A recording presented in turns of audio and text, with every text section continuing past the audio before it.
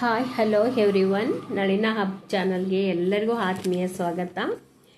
ಇವತ್ತು ಕೂಡ ಒಂದು ವಿಷಯದ ಬಗ್ಗೆ ತಿಳ್ಕೊಳ್ಳೋಣ ಬನ್ನಿ ಫ್ರೆಂಡ್ಸ್. ಟಾಪಿಕ್ ಯಾವುದಪ್ಪ ಅಂತಂದರೆ, ನೆಗೆಟಿವ್ ಥಿಂಕಿಂಗ್ ಬಿಡಲು ಸಬ್ಕಾನ್ಷಿಯಸ್ ಮೈಂಡನ್ನು ಹೇಗೆ ಟ್ರೈನ್ ಅಪ್ ಮಾಡಬೇಕು ನಾವು, ಅದ್ರ ಬಗ್ಗೆ ಇವತ್ತು ತಿಳ್ಕೊಳ್ಳೋಣ. ಇಲ್ಲಿ ಒಂದು ಚಿಕ್ಕ ಉದಾಹರಣೆ ಮೂಲಕ ತಿಳ್ಕೊಳ್ಳೋಣ.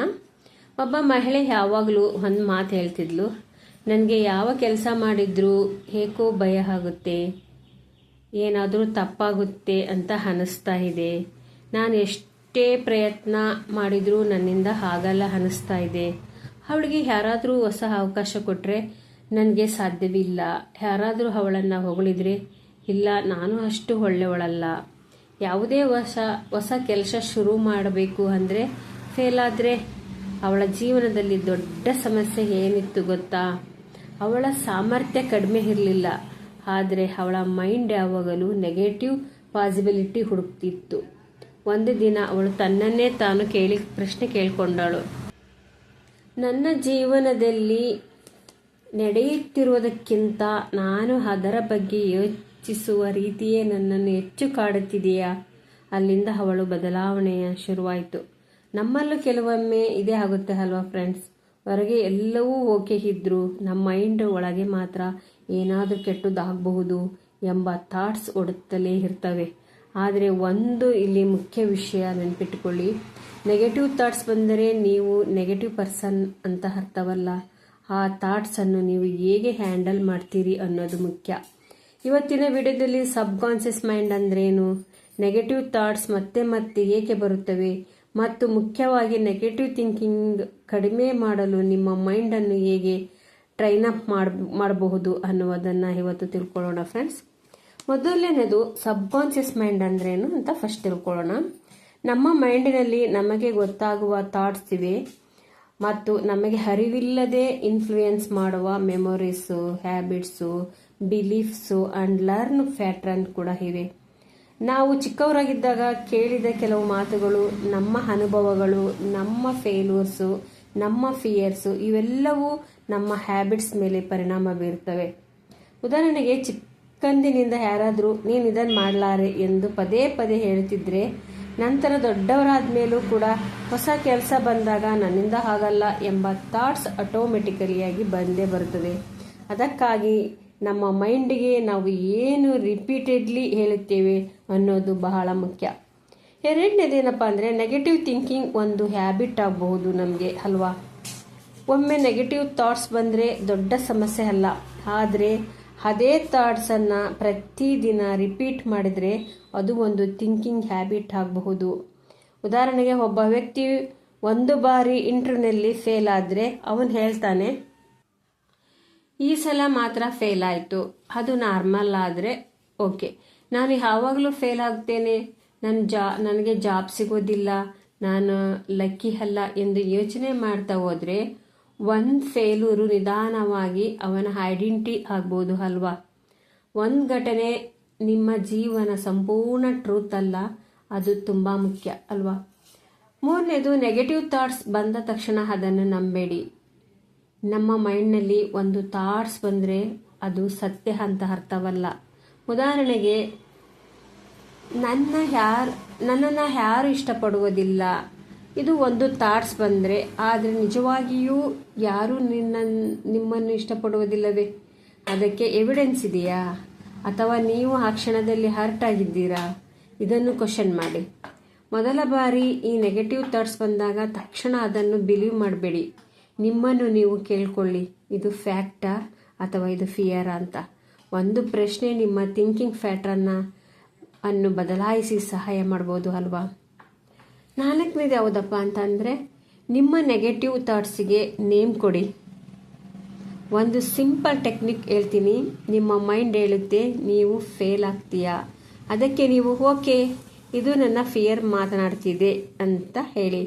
ನಾನು ಯೂಸ್ಲೆಸ್ ಎಂದು ಥಾಟ್ ಬಂದರೆ ಅದು ನನ್ನ ನೆಗೆಟಿವ್ ಸೆಲ್ಫ್ ಟಾಕ್ ಅಂತ ಗುರುತಿಸಿ.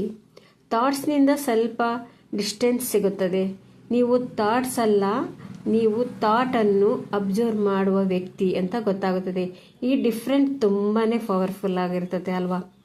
ಐದನೇದೇನಪ್ಪ ಅಂತ ಅಂದರೆ, ನೆಗೆಟಿವ್ ಥಿಂಕಿಂಗನ್ನು ಫೋರ್ಸ್ ಮಾಡಿ ಸ್ಟಾಪ್ ಮಾಡಬೇಡಿ.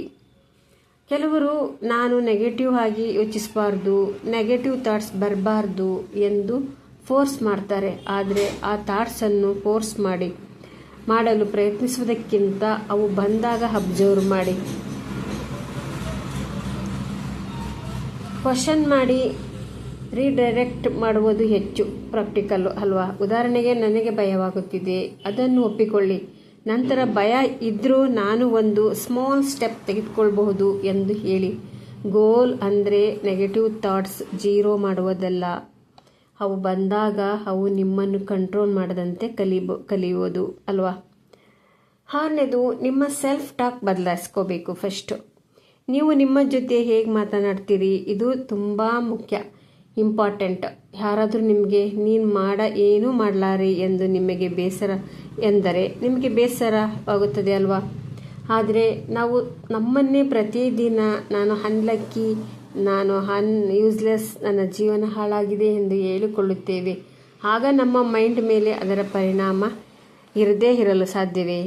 ಅದಕ್ಕಾಗಿ ಸೆಲ್ಫ್ ಟಾಕ್ ಬದಲಿಸಿ. ನನ್ನಿಂದ ಆಗಲ್ಲ, ಅದಕ್ಕೆ ನಾನು ಕಲಿತಿದ್ದೇನೆ ಅಂತ ಹೇಳ್ಕೊಳ್ಳಿ. ನಾನು ತುಂಬ ವೀಕ್ ಅಂತ ನಿಮ್ಗೆ ಅನಿಸಿದರೆ ನಾನು ನಿಧಾನವಾಗಿ ಸ್ಟ್ರಾಂಗ್ ಆಗುತ್ತೇನೆ ಅಂತ ಅಂದ್ಕೊಳ್ಳಿ.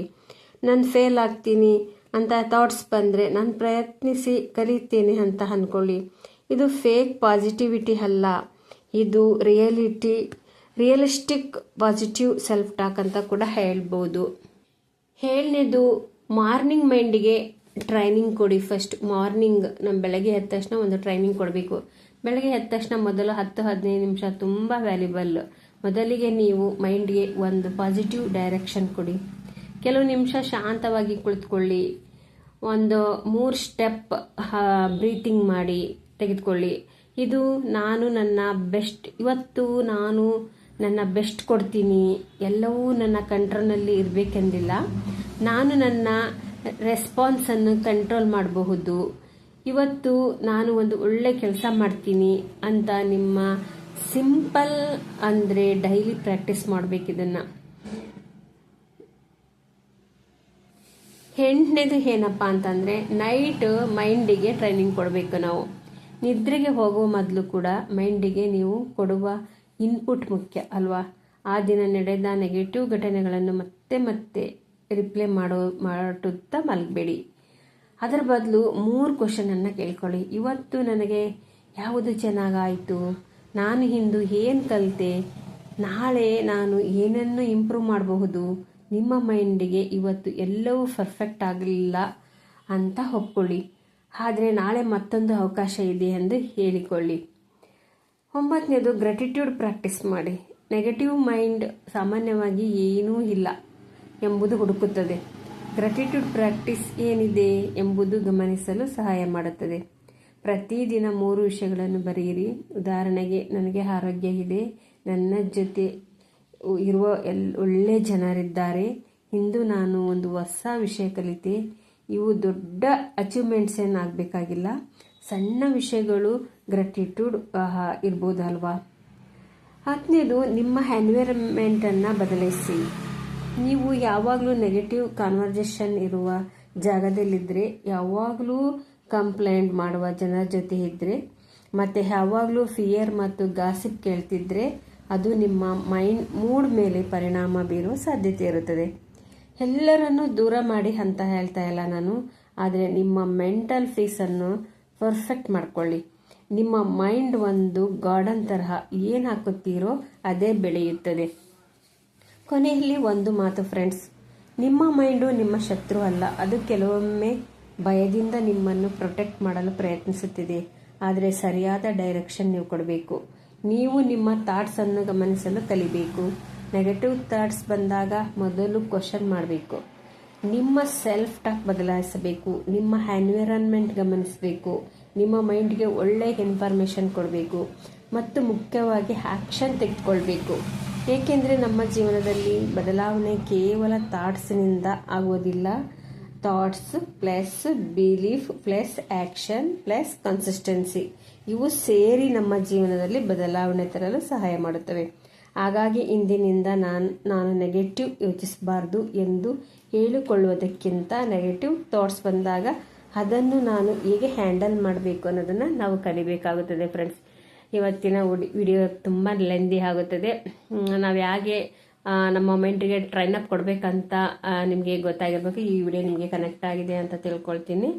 ಮುಂದಿನ ವಿಡಿಯೋದೊಂದಿಗೆ ಬರ್ತೀನಿ. ಅಲ್ಲಿವರೆಗೆ ಎಲ್ಲರಿಗೂ ಧನ್ಯವಾದಗಳು. Thank you.